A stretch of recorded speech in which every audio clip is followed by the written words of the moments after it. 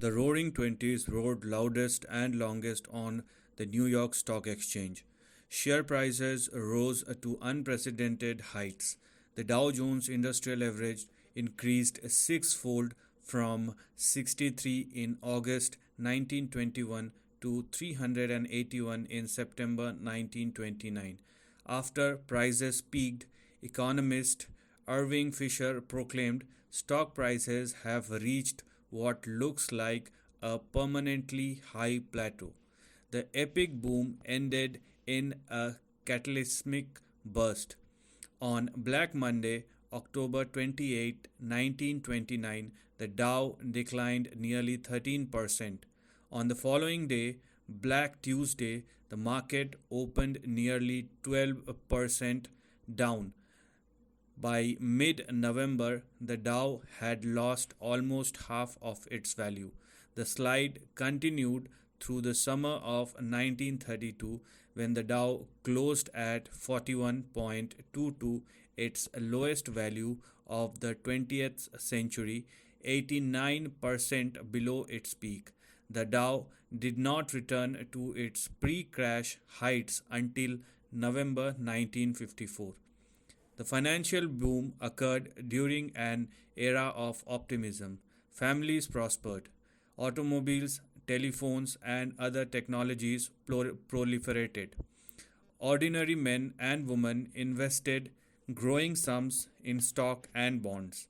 A new industry of brokerage houses, investment trust, and margin account enabled ordinary people to purchase corporate equities with borrowed funds. Purchasers put down a fraction of the price, typically 10%, and borrowed the rest. The stocks that they bought served as collateral for the loan. Borrowed money poured into equity markets and stock prices soared. Skeptics existed, however. Among them was the Federal Reserve. The governors of many Federal Reserve banks and a majority of a Federal Reserve board believed stock market speculation diverted resources from productive uses like commerce and industry. The board asserted that the Federal Reserve Act does not contemplate the use of the resources of the Federal Reserve Bank for the creation or extinction of speculative credit. The board's opinion stemmed from the text of the Act. Section 13 authorized several banks to accept as collaterals for discount loans assets that financed agriculture, commercial, and industrial activity but prohibited them from accepting as collateral notes, drafts, or bills covering merely investments or issued to drawn for the purpose of carrying or trading in stocks, bonds, and or other investment securities except bonds and notes of the government of the United States. Section 14 of the Act extended those powers and prohibitions to purchase in the open market. These provisions reflected the theory of real bills, which had many adherents among the authors of the Federal Reserve Act in 1913 and leaders of the Federal Reserve System in 1929. This theory indicated that the central bank should issue money when production and commerce expanded and contract the supply of currency and credit when economic activity contracted. The Federal Reserve decided to act. The question is how. The Federal Reserve Board and the leaders of the Reserve Bank debated this question. To rein in the tide of call loans which fueled the financial euphoria, the board favored the policy of direct actions. The board asked reserve banks to deny requests for credit from member banks that loaned funded funds to stock speculators. The board was also warned the public of the danger of speculation. The governor of the Federal Reserve Bank of New York, George Harrison favored a different approach. He wanted to raise the discount lending rate.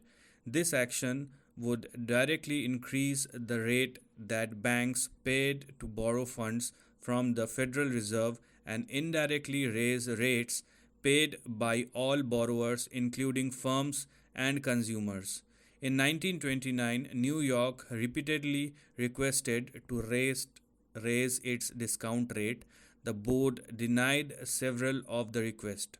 In August, the board finally acquiesced to New York's plan of action, and New York's discount rate reached 6%.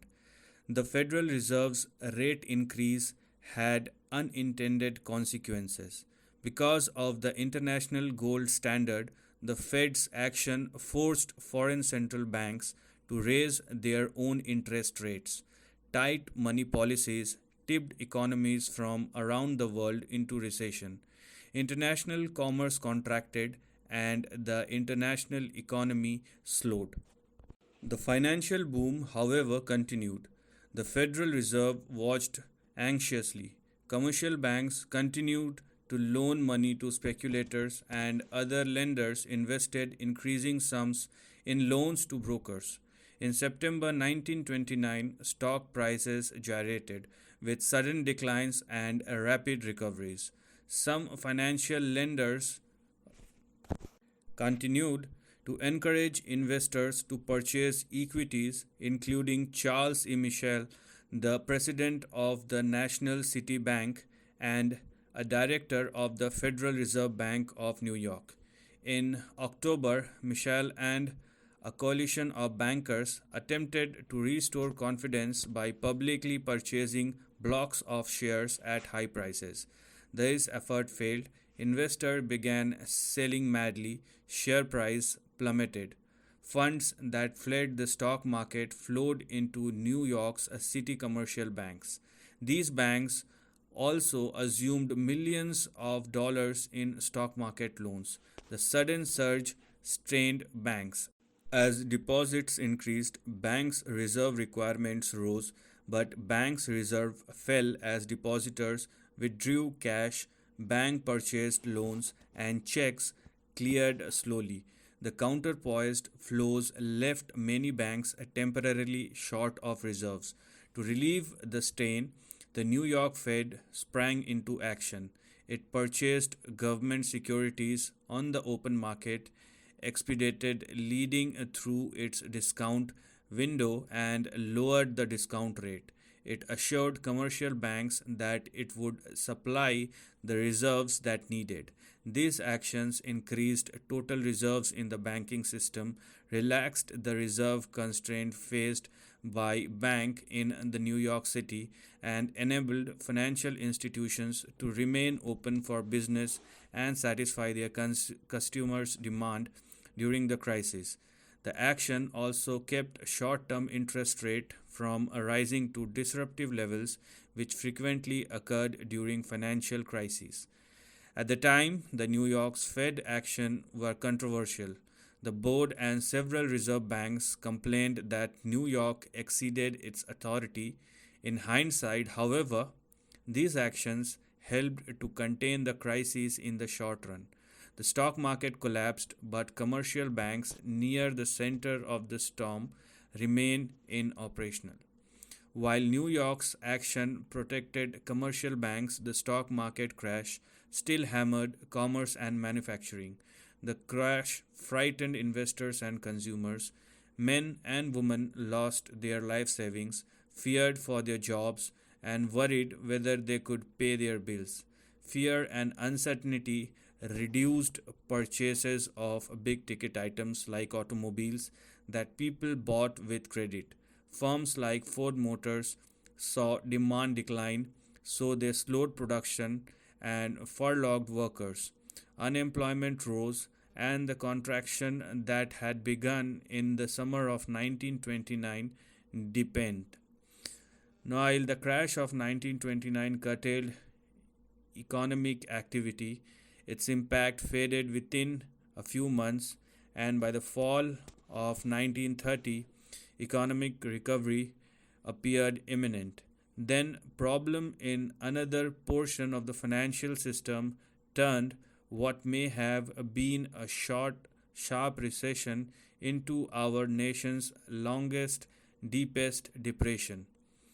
From the stock market crash of 1929, economists, including the leaders of the Federal Reserve, learned at least two lessons. First, central banks, like the Federal Reserve, should be careful when acting in response to equity markets. Detecting and deflating financial bubbles is difficult.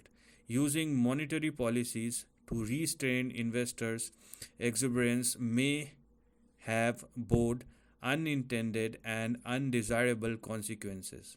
Second, when stock market crash occur, their damage can be contained by following the playbook developed by the Federal Reserve Bank of New York in the fall of 1929.